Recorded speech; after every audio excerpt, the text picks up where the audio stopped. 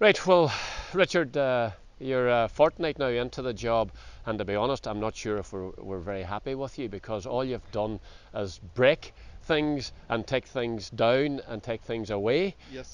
Could you tell me about what you've been doing since you came on site? Yes, well, the old phrase that nobody seems to like is that you can't make an omelette without smashing a few Well, eggs. you've definitely smashed a few eggs We here. have, and quite a lot of concrete we've smashed up too. So yeah, as planned, and we are on program. We've managed to get the building down and moved away.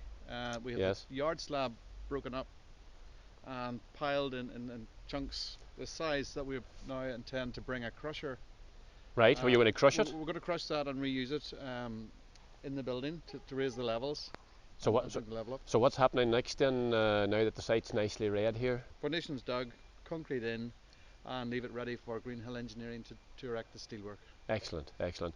Well, you do realise, of course, that we did pay you to lay this concrete maybe 10 years ago, and now we've had to pay you to lift it again.